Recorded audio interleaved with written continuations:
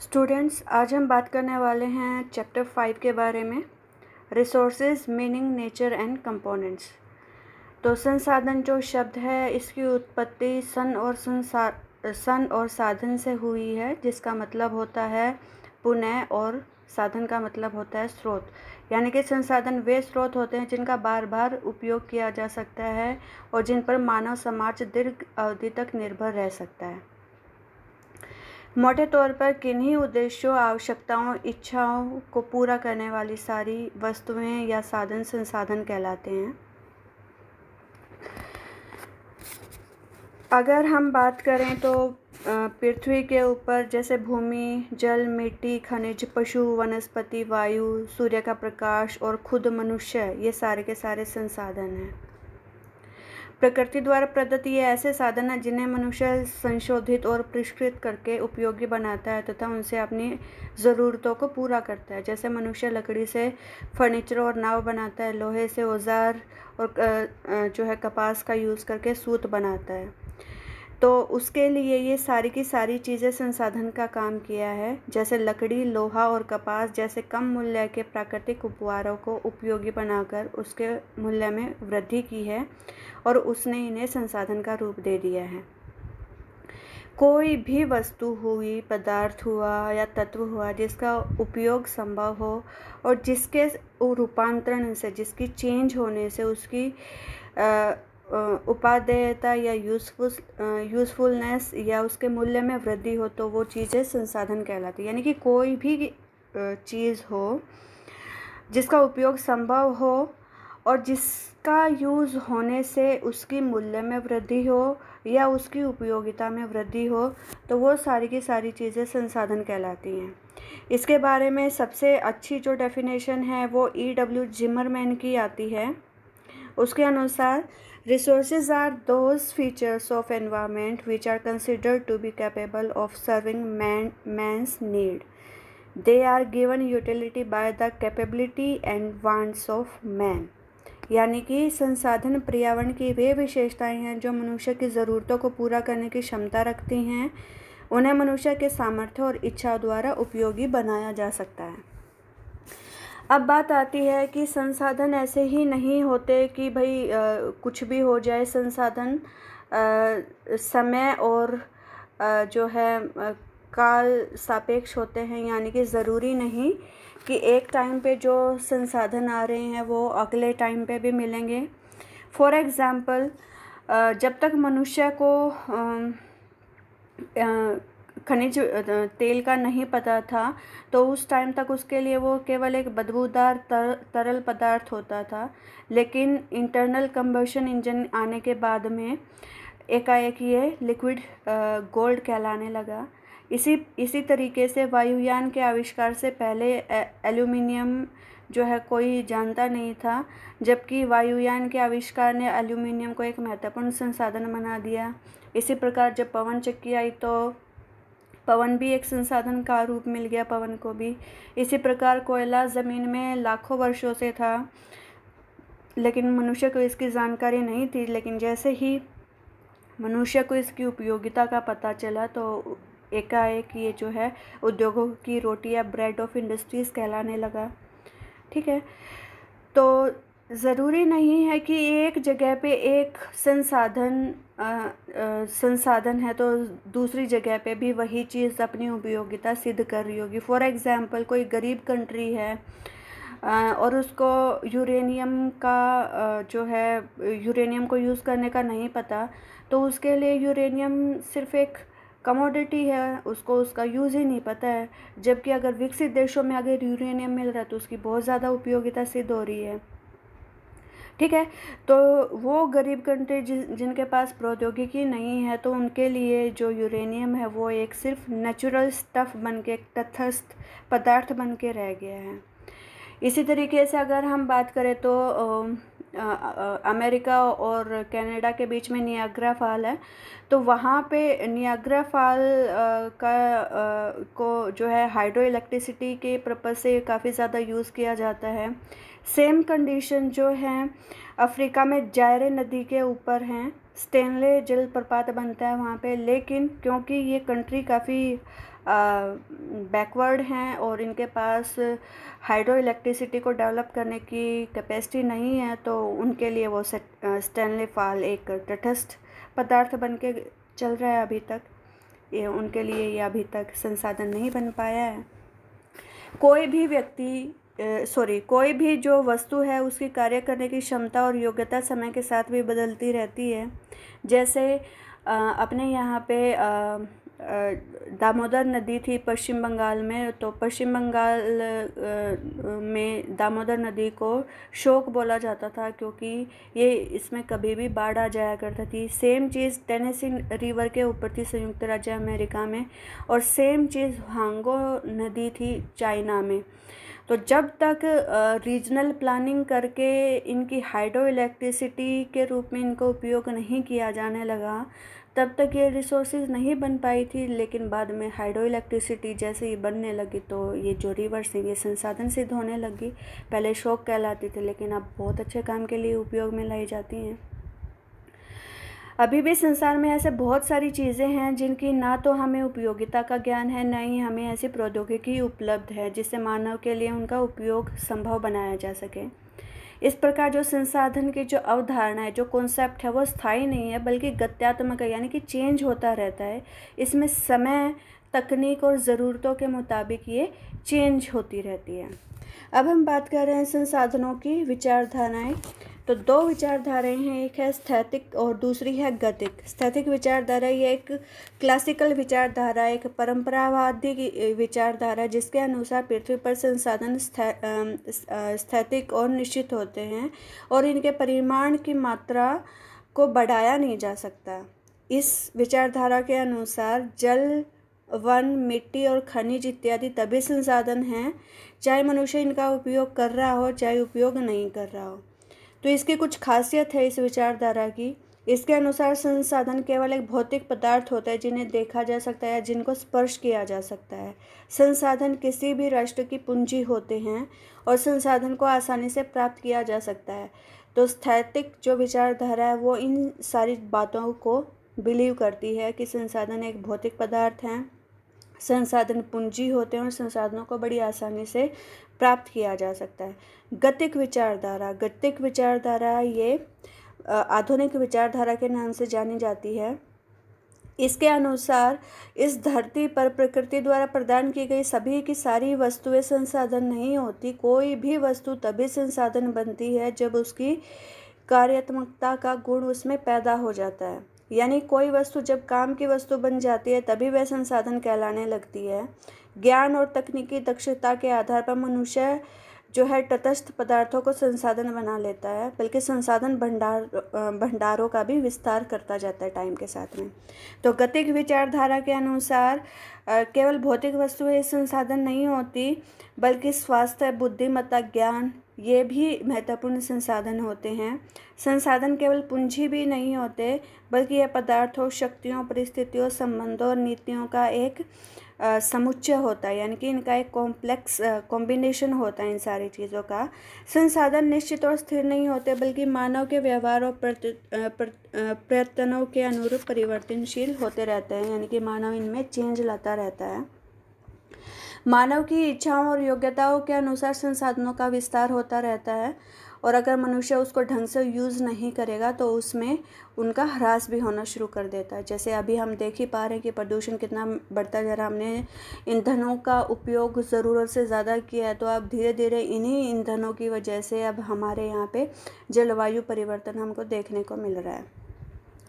फिर हम बात करते हैं संसाधन, प्रतिरोध और तटस्थ पदार्थ। तो संसाधन मैंने बता ही दिया कि कोई भी वस्तु हो, तत्व हो, कोई भी ऐसी चीज़ जो अपनी उपयोगिता सिद्ध कर दे और उसके यूज़ करने से या तो उसके मूल्य में वृद्धि हो या कहीं ना कहीं उसकी उपयोगिता में वृद्धि हो, वो सारी की सारी चीज़ें संसाधन कहलाती हैं।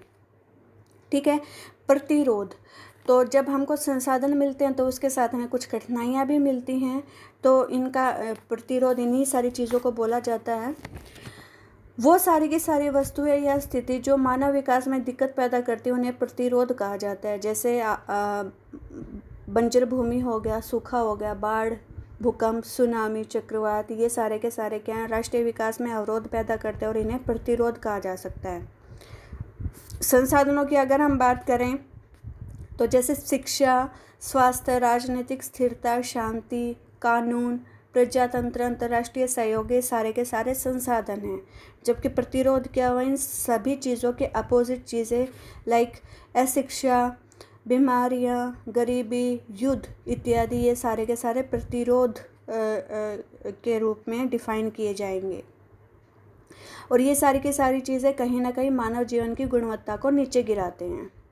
ऐसा कोई देश नहीं है जहाँ पे सिर्फ संसाधन हो और अवरोधक बिल्कुल हो ही ना। तो इसी संदर्भ में जिमरमैन ने बोला था कि मानव संतुष्टि संसाधनों और प्रतिरोधों दोनों से ही संभव होती है, न कि अकेले संसाधनों से।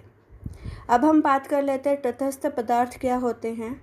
तटस्थ पदार्थ वो सारी की सारी चीज़ें होती है जिनका ना तो कुछ फ़ायदा पहुंच रहा है, ना ही उनसे कुछ नुकसान पहुंच रहा है। जैसे जब तक हमें कोयले का नहीं पता था तो उस टाइम तक कोयला एक तटस्थ पदार्थ हुआ करता था, ठीक है। लेकिन मानव ने उसका जैसे ही उपयोग करना सीखा तो वो वैसे ही संसाधन बन गया।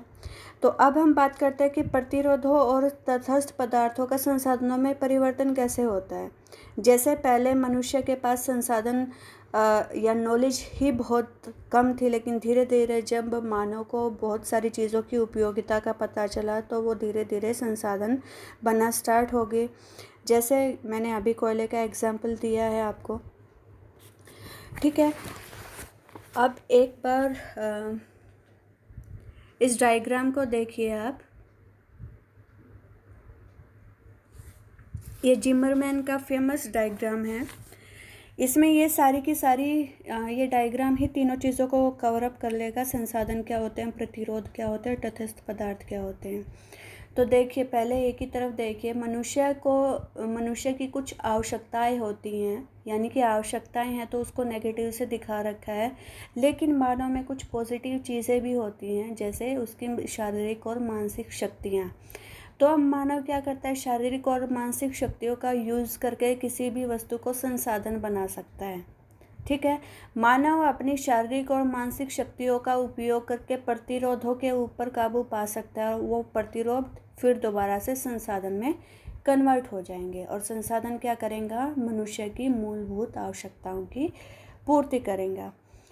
तो ये मेरे को लगता है कि शायद आपको समझ में आ गया होगा कि आवश्यकताएं ज़रूरतें हैं और मनुष्य के पास और क्या चीज़ें हैं। मनुष्य के पास शारीरिक और मानसिक शक्तियाँ हैं। इन शारीरिक और मानसिक शक्तियों का वो उपयोग करेगा प्रतिरोधों को कम करने के लिए, और प्रतिरोध लेटर ऑन क्या बन जाएंगे, संसाधन बन जाएंगे। और ये संसाधन फिर दोबारा से मनुष्य की मूलभूत आवश्यकताओं की पूर्ति करेंगे, ठीक है।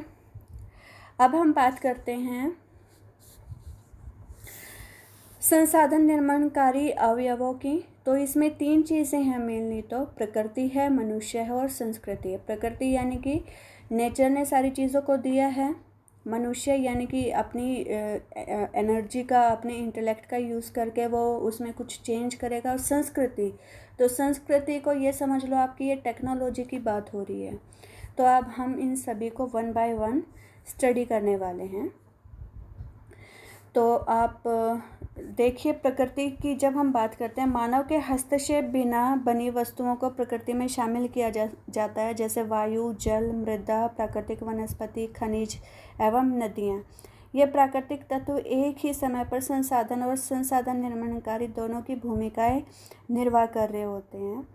फॉर एग्जाम्पल, यदि मनुष्य कुछ ना भी करे भी तो भी हमको सांस लेने के लिए ऑक्सीजन मिल रही है, सूरज की धूप मिल रही है, हमको फल मिल जाएंगे, हमको जल मिल जाएगा, जंतु मिल जाएंगे, तो ये तो हमको प्राप्त होते ही रहेंगे। लेकिन प्रकृति का मानव के लिए संसाधन निर्माणकारी इससे कहीं ज़्यादा महत्वपूर्ण है। इस भूमिका में प्रकृति एक भौतिक आधार प्रस्तुत करती है जिस पर मानव अपनी दक्षता का प्रदर्शन करता है, और मानव के ज्ञान और प्रौद्योगिक विकास के साथ साथ प्रकृति की कार्यक्षमता में भी विकास होता जाता है। जैसे अब आप इस डायग्राम को देखिए, ये भी जिमरमैन का एक फेमस डायग्राम हुआ करता। तो फॉर एग्ज़ाम्पल, किसी जगह पे 210 करोड़ टन कोयले का भंडार है, या सपोज़ करो कि इतनी अमाउंट में कोई चीज़ वहाँ पे पड़ी हुई है। तो जब तक टेक्नोलॉजी डेवलप नहीं होती है तो सपोज़ करो कि उस समय तक 1 टन लोहे को गलाने के लिए लगभग 2 टन कोयले की ज़रूरत पड़ती थी, और उसके बाय प्रोडक्ट्स भी बहुत कम होते थे, यानी कि कोयला या कोयले से बनने वाले जो चीज़ें वो भी बहुत कम हुआ करती थी। अब क्या हुआ, टेक्नोलॉजी उन्नत हो गई, और अब क्या होता है कि 2 टन लोहे को गलाने के लिए केवल 1 टन कोयले की ज़रूरत पड़ने लगी। तो इसका क्या मतलब हुआ, सपोज़ करो हमारे पास 210 करोड़ टन जो है वो कोयला था, और हमने 50 करोड़ टन उसमें से यूज़ कर लिया, तो बचा कितना, 160 करोड़ टन। 160 करोड़ टन कोयला बचा, लेकिन कोयले की उपयोगिता कितनी बढ़ गई आप देखिए। पहले जो है 1 टन लोहे को गलाने के लिए 2 टन कोयले की ज़रूरत पड़ती थी, और अब 2 टन जो है लोहे को गलाने के लिए केवल 1 टन कोयले में ही काम चल जाता। तो हम देख पा रहे हैं कि उसकी उपयोगिता लगभग 4 गुना बढ़ गई है। तो आप देखेंगे कि 210 में से माइनस करेंगे 50, कितना रह गया, 160 करोड़ टन। और ये 160 करोड़ टन को जब हम मल्टीप्लाई करेंगे 4 से, तो ये आ जाएगा आपका 640 करोड़ टन। तो ये चीज़ें क्या दिखा रही हैं, ये कोयले की उपयोगिता को दिखा रही हैं। विद टेक्नोलॉजी चीज़ों की उपयोगिता में भी कहीं ना कहीं वृद्धि हो रही है। ये जिमरमैन का एक फेमस डायग्राम हुआ करता, जिसका नाम था छायापुंज सिद्धांत, और ये जिमरमैन ने ही दिया था। तो ये चीज़ सिद्ध करती है कि प्रकृति नो डाउट बहुत सारी चीज़ों से हमको देती है, लेकिन मनुष्य अपनी बुद्धि के दम पे व प्रौद्योगिकी के दम पे उसकी उपयोगिता में बहुत ज़्यादा वृद्धि कर लेता है। फिर हम बात कर लेते हैं मनुष्य की। तो मनुष्य का भी अभी हमने जिक्र किया ही है कि सारी की सारी चीज़ें मानव के ऊपर ही डिपेंडेंट करते हैं। कोई भी चीज़ संसाधन बनेगी या वो तटस्थ पदार्थ बनी रहेगी, ये मानव के ऊपर ही डिपेंडेंट रहती हैं सारी की सारी चीज़ें।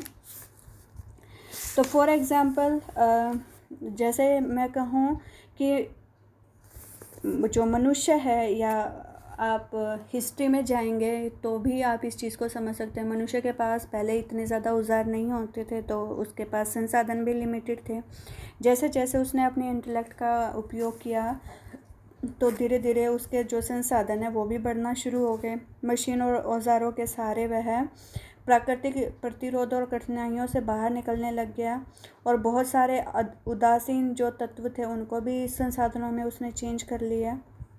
तो इसी वजह से सारी की सारी चीज़ें मनुष्य के ऊपर ही डिपेंड करती हैं। इसी वजह से जिमरमैन ने बोला था कि संसाधन होते नहीं बल्कि वे मानव के सहयोग से बन जाते हैं।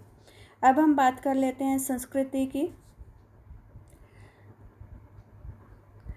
तो ये वाला जो डायग्राम है ये भी काफ़ी इम्पोर्टेंट है। संस्कृति, कोई भी प्राकृतिक पदार्थ स्वयं संसाधन नहीं बन जाता। वह संसाधन तब बनता है जब किसी प्रौद्योगिकी के बल पर उसके रूप और गुण को रूपांतरित करके उसे उपयोगी बनाया जाए। प्रौद्योगिकी का स्तर किसी भी समाज की वैज्ञानिक क्षमता तथा तकनीकी कुशलता द्वारा निर्धारित होती है। कुशलता, क्षमता, ज्ञान, विज्ञान, संस्कार, परंपराएं और दर्शन का समुच्चय संस्कृति का निर्माण करते हैं। तो अगर इस दृष्टि से देखा जाए तो किसी भी देश या समाज के सांस्कृतिक विकास के अनुरूप ही वहाँ का प्रौद्योगिकी का स्तर होता है। तो संस्कृति न केवल पदार्थों के दोहन और उपभोग की सीमा निर्धारित करती है, बल्कि अनेक प्राकृतिक प्रतिरोधों जैसे अकाल, बाढ़, भूकंप, बीमारियाँ, जीवाणु, कीट इत्यादि पर विजय पाने के तरीके भी सिखाती है। तो इसी क्रम में हम फिर दोबारा से बोलेंगे, आप इस डायग्राम को भी ध्यान से देखिए कि 2 ही चीज़ें जो है किसी भी संसाधन को एक संस्कृति बनाने पर मजबूर कर देती हैं। ये गुण हैं उपयोगिता और कार्य करने की क्षमता। तो प्रकृति, मानव और संस्कृति की अंतर्क्रिया वस्तु में 2 गुण पैदा करती है जो उसे संसाधन बनने के लिए लाजमी होते हैं। ये हैं उपयोगिता और कार्य करने की क्षमता। तो इसमें भी आप देख पा रहे हैं कि कहीं पे तटस्थ तत्व आपको दिखाई दे रहे हैं, फिर अवरोधक दिखाई दे रहे हैं, प्रकृति भी दिखाई दे रही है और संस्कृति भी दिखाई दे रही है, और इनके दम पे जो भी बन के आया वो कहीं ना कहीं एक संसाधन निकल के आ रहा है। तो मनुष्य की शारीरिक और मानसिक शक्तियां ही उसे संसाधन बनाती हैं। गुणी मानव विकसित तकनीक के बल पर ही प्रतिरोधों का नियंत्रण करता है, तटस्थ पदार्थों को उपयोगी संसाधनों में बदलता है। फिर बात आती है कि जैसे कोयला, पेट्रोलियम, प्राकृतिक गैस, जल विद्युत, ज्वारीय शक्ति, परमाणु शक्ति इत्यादि संसाधन होने का दर्जा इसीलिए प्राप्त है क्योंकि ये हमें मशीनों और कारखानों को चलाने के लिए ऊर्जा प्रदान करते हैं। ठीक ऐसे ही बात आ रही है कि किसी भी देश में संसाधनों का विकास एवं उसका दोहन एक समय विशेष पर उपलब्ध विकास के अनुरूप होता है। जैसे संस्कृति में वृहत रूप से मानवीय ज्ञान, दक्षताएं, औजार, यंत्र, संचार, परिवहन के साधन तथा आर्थिक प्रणालियां एवं शासन व्यवस्था इत्यादि को शामिल किया जाता है। दुनिया में किन्हीं भी दो जगह पे, किन्हीं भी हिस्सों में मनुष्य, प्रकृति और संस्कृति की अंतःक्रिया एक जैसी नहीं होती। जैसे एग्जाम्पल मैंने पहले भी दे दिया था। रीज़न क्या है? पृथ्वी पर प्राकृतिक पदार्थ जैसे जल, मृदा, खनिज, वनस्पति, वन व वन्य प्राणियों इत्यादि का वितरण काफ़ी असंतुलित है। दूसरी चीज़ क्या है कि सभी जगह मनुष्य का इंटेलेक्ट पावर भी सेम नहीं मिलती, तो हर जगह का मानव भी अलग तरीके का है। तो एज ए रिज़ल्ट क्या होगा? संस्कृति में भी परिवर्तन होगा हर जगह की। जैसे संस्कृति में परिवर्तन होगा तो संसाधन बनने की प्रक्रिया में भी परिवर्तन होगा। जो विकसित देश हैं वहाँ का जो संसाधन है वो काफ़ी विकसित अवस्था में होंगे, जबकि जो पिछड़े हुए क्षेत्र हैं वहाँ के संसाधन मिलेंगे भी कम, और उनसे जो बाई प्रोडक्ट्स मिलेंगे वो भी काफ़ी कम होंगे। लेकिन अब क्योंकि ये जो युग आ रहा है ये इकोनॉमिक ग्लोबलाइजेशन का युग आ रहा है, तो इसमें प्रौद्योगिकी को किसी भी देश से आयात किया जा सकता है, लेकिन आयात करने के लिए भी तो पैसों की ज़रूरत होती है। तो सिंपल सी बात है कि संसार के बहुत से देश इसीलिए पिछड़े हुए नहीं होते कि उनके पास साधनों की कमी है, बल्कि इसलिए पिछड़े हुए हैं कि विकसित देशों की भांति उनके पास पर्याप्त पूंजी और प्रौद्योगिकी नहीं होती है। तो आई होप कि ये जो प्रकृति, मनुष्य और संस्कृति का जो इंटरेक्शन है ये आपकी समझ में आ गया होगा। प्रकृति बहुत ज़रूरी है किसी भी चीज़ के लिए। मनुष्य अपनी इंटेलेक्ट का उपयोग करेगा और इन दोनों का इंटरेक्शन संस्कृति का निर्माण करेगा। किसी भी जगह पे प्रकृति में चेंज हो रहा है, यानी कि जो भी अवेलेबल प्राकृतिक संसाधन उनमें चेंज हो रहा है, प्लस मनुष्य के जो उसका इंटेलेक्ट पावर है उसमें चेंज हो रहा है, तो कहीं ना कहीं संस्कृति भी चेंज होगी। और यही रीज़न है कि विकसित देशों में प्रकृति, मनुष्य और संस्कृति का एक अलग संबंध देखने को मिलता है, जबकि जो पिछड़े हुए जो क्षेत्र होते हैं वहाँ पे इन तीनों का, यानी कि प्रकृति, मनुष्य और संस्कृति का अलग स्वरूप देखने को मिलता है। तो आई होप ये चैप्टर आपके लिए हेल्पफुल रहा होगा। Thank you.